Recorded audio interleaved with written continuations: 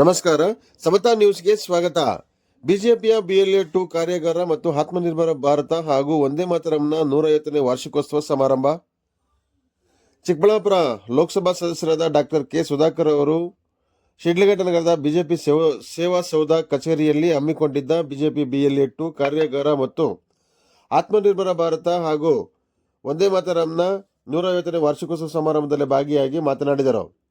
ಸ್ವರಾಜ್ಯ ಸ್ವದೇಶಿ ಇದು ಒಂದು ದೊಡ್ಡ ಆಂದೋಲನವಾಗಬೇಕೆಂದು ಪ್ರಧಾನಮಂತ್ರಿ ನರೇಂದ್ರ ಮೋದಿ ಅವರು ನಮ್ಮ ದೇಶೀಯ ಉತ್ಪನ್ನಗಳನ್ನು ಉಪಯೋಗಿಸಬೇಕೆಂದು ಕರೆ ನೀಡಿದ್ದಾರೆ ಎಂದು ಈ ಸಂದರ್ಭದಲ್ಲಿ ತಿಳಿಸಿದರು.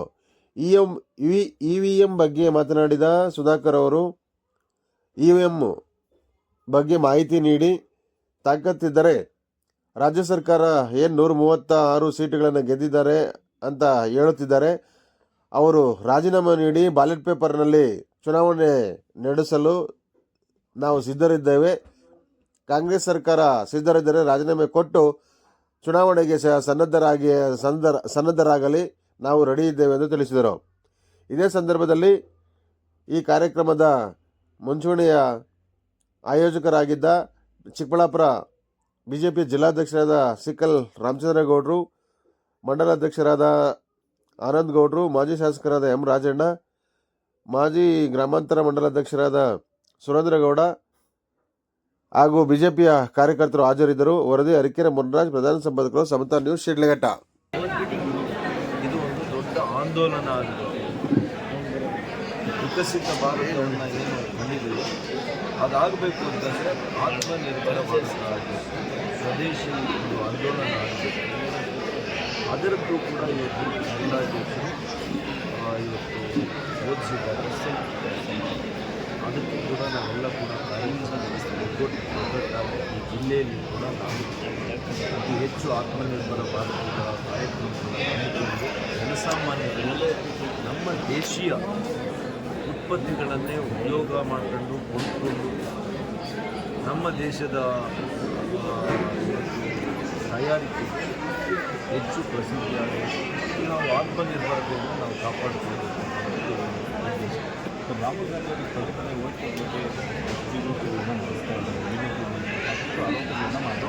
ಅವರು ಜನಸಾಮಾನ್ಯರ ನಾಡಿ ಮಿಡಿತವನ್ನು ಅರ್ಥ ಮಾಡಿಕೊಂಡು ಅವರ ಪ್ರೀತಿಯನ್ನು ಗಳಿಸಲಿಕ್ಕೆ ಅವರು ವಿಫಲರಾಗಿದ್ದಾರೆ.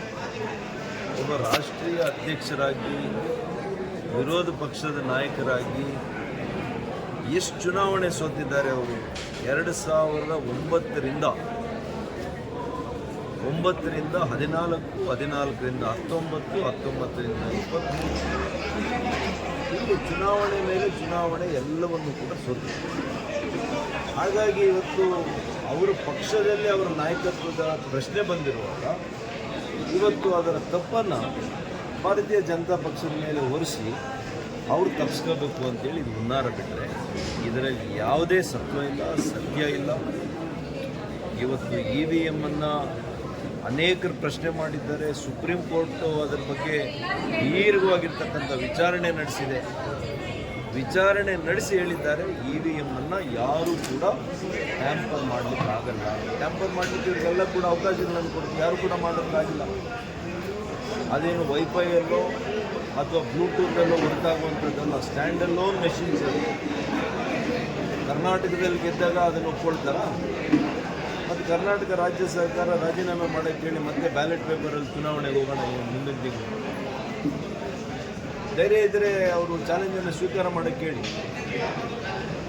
ಅವ್ರು EVM ಅಲ್ಲಿ ಗೆದ್ದಿದ್ದಾರಲ್ಲ, 136 ಅಂತ ಹೇಳ್ತಾರಲ್ಲ ಅಧ್ಯಕ್ಷರು, ಮುಖ್ಯಮಂತ್ರಿಗಳೆಲ್ಲರೂ ಕೂಡ EVM ಅಲ್ಲೇ ಗೆದ್ದಿರೋದು. ಇವರು ಕೂಡ ಏನೋ ಮೋಸ ಮಾಡಿ ಗೆದ್ದಿದ್ದಾರೆ ಅಂತ ನಾವು ಹೇಳ್ತೀವಿ.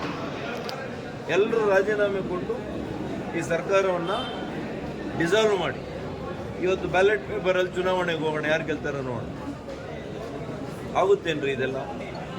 ತೆಲಂಗಾಣಲ್ಲಿ ಗೆದ್ದಾಗ ಮಾತ್ರ EVM ಅಲ್ಲೇ ಗೆಲ್ತಾರೆ, ಅದು ಸರಿಯಾಗಿರುತ್ತೆ, ಅವಾಗ EVM ಸರಿ ಇರುತ್ತೆ. ಗುಜರಾತಲ್ಲಿ ನಿಮಗೆ ಬೂತಲ್ಲಿ ಕಾಯಕ್ಕೆ ಏಜೆಂಟ್ಗಳಿಲ್ಲ, ನೀವೇ ಹೆಂಗೆ ಗೆಲ್ತೀರಿ ಗುಜರಾತಲ್ಲಿ? ಮಧ್ಯಪ್ರದೇಶ, ರಾಜಸ್ಥಾನ, ಡೆಲ್ಲಿಯಲ್ಲಿ 3 ಸಾರ್ವತ್ರಿಕ ಚುನಾವಣೆಗಳಲ್ಲಿ 0 ತಗೊಂಡಿದೆ.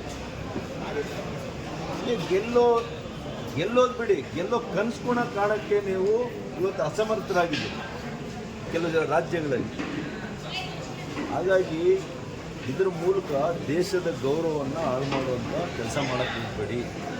ಸ್ವಾಯತ್ತತೆ ಸಂಸ್ಥೆಗಳು ಇವತ್ತೇನಿದೆ ಅತ್ಯಂತ ಪಾರದರ್ಶಕವಾಗಿ ಇವತ್ತು ಚುನಾವಣಾ ಆಯೋಗ ಇರ್ಬೋದು, ಸುಪ್ರೀಂ ಕೋರ್ಟ್ ಇರ್ಬೋದು, ED ಸಂಸ್ಥೆಗಳು, CBS ಎಲ್ಲ ವಿನಾಕಾರಣ ಇವರನ್ನು ಎದುರಿಸಿ ಇವರ ಒಂದು ತಪ್ಪುಗಳನ್ನು ಮುಚ್ಚಿಕೊಂಡು ಅವ್ರ ಮೇಲೆ ಒಂದು ರೀತಿಯಲ್ಲಿ ಭಯ ಬೀಳಿಸುವಂಥ ವಾತಾವರಣವನ್ನು ಇವರು ಸೃಷ್ಟಿ ಮಾಡ್ತಾ ಇದ್ದಾರೆ. ಇದು ಯಾವುದೂ ಕೂಡ ನಡೆಯಲ್ಲ. ಮೋದಿಯವರ ನಾಯಕತ್ವ, ನಮ್ಮ ಪಕ್ಷದ ಸದೃಢ ನಾಯಕತ್ವ ಎಲ್ಲಿವರೆಗೂ ಇರುತ್ತೋ ಅಲ್ಲಿವರೆಗೂ ಇಂಥ ಚುನಾವಣೆಗಳು ಯಾವುದೂ ಕೂಡ ನಡೆಯಲ್ಲ ಅಂತ ನಾನು ಭಾಳ ಸ್ಪಷ್ಟವಾಗಿ ಬಯಸ್ತೀನಿ. ಬೆಂಗಳೂರಲ್ಲಿ ಗುಂಡಿ ಮುಚ್ಚೋದಕ್ಕೆ 1000 ಕೋಟಿ ಖರ್ಚು ಮಾಡಿದ್ದಾರೆ. ಗುಂಡಿ ಮುಚ್ಚಕ್ಕಾಗಲಿಲ್ಲ ಸರ್ಕಾರ. ಪಾಪ ನಾನು ಗುಂಡಿ ಮುಚ್ಚೋದ್ರಲ್ಲಿ ರಾಜಕಾರಣ ಮಾಡೋಕ್ಕೆ ಹೋಗಲ್ಲ. ಅನೇಕ ವರ್ಷಗಳಿಂದ ಇದು ಇದೆ. ನಮ್ಮ ಪಕ್ಷದ ಆಡಳಿತದಲ್ಲೂ ಗುಂಡಿ ಇರುತ್ತೆ. ಆದರೆ ಇದಕ್ಕೆ ತರ್ಕಬದ್ಧವಾಗಿರ್ತಕ್ಕಂಥ ಸಮಗ್ರವಾಗಿರ್ತಕ್ಕಂಥ ನೀತಿ ಬೇಕು. ಇವತ್ತು ಎಷ್ಟು ಬಡ್ಜೆಟ್ ಕೊಟ್ಟಿದ್ದಾರೆ ಹೇಳಿ? BBMPಗೆ ಕಳೆದ 2.5 ವರ್ಷದಲ್ಲಿ ಎಷ್ಟು ಬಡ್ಜೆಟ್ ಕೊಟ್ಟಿದ್ದಾರೆ? ಏನು ಮಾಡಿದ್ದೀರಿ? ಏನು ನೀಲಿ ನಕ್ಷೆ ಮಾಡಿದ್ದೀರಿ? ನನಗೂ ಗೊತ್ತಿದೆ, ಒಂದೇ ಸಲ ಯಾರೋ ಬಂದು ಮ್ಯಾಜಿಕ್ ಮಾಡಲಿಕ್ಕಾಗಲ್ಲ. ಬೆಂಗಳೂರು ನಗರ ಯಾವತ್ತೂ ಕೂಡ ಒಂದು ಜಾಗತಿಕ ನಗರ ಆಗಲಿಕ್ಕೆ ಅದನ್ನು ಸಿದ್ಧಪಡಿಸಿದ್ದೇನಲ್ಲ. ಒಂದು ಸಣ್ಣ ನಗರ. ಅವತ್ತಿನ ಕಾಲದಲ್ಲಿ ನಾಡಪ್ರಭು ಕೆಂಪೇಗೌಡರು ಅವರು ಕನಸಿನ ಒಂದು ಬೆಂಗಳೂರನ್ನು ಎಲ್ಲ ಜಾತಿಗಳಿಗೆ, ಎಲ್ಲ ಧರ್ಮದವರಿಗೆ, ವಹಿವಾಟಿಗೆ ಎಲ್ಲವನ್ನು ಕೂಡ ಅವರು ಅವತ್ತು ಮಾಡಿದಂಥ ನಗರ. ಅದೇನು ಯಾವುದೋ ನದಿ ಮೂಲದ ಮೇಲೆ, ನದಿ ಬಂಡೆ ಮೇಲೆ ಇಲ್ಲ. ಯಾವುದೇ ನಗರ ತಗೊಳ್ಳಿ ದೇಶದಲ್ಲಿ ಅಥವಾ ವಿಶ್ವದಲ್ಲಿ, ನದಿ ಒಂದು ಜಲ ಇರಬೇಕು. ಯಾವುದೇ ನದಿ ಇಲ್ಲ ಈಗ ಬೆಂಗಳೂರಿಗೆ ಹತ್ರ. ಇವತ್ತು ಕುಡಿಯೋ ನೀರು ಕೂಡ ನಾವು KRS ಇಂದ ಬರಬೇಕು, ಮೈಸೂರಿಂದ ಬರಬೇಕು. ಹಾಗಾಗಿ ಅದರದ್ದೇ ಆದಂಥ ಕೆಲವು ಸವಾಲುಗಳಿವೆ. ಇದು ಪ್ರಶ್ನೆಗಳಾಕುವಂಥ ಸಮಯ ಅಲ್ಲ.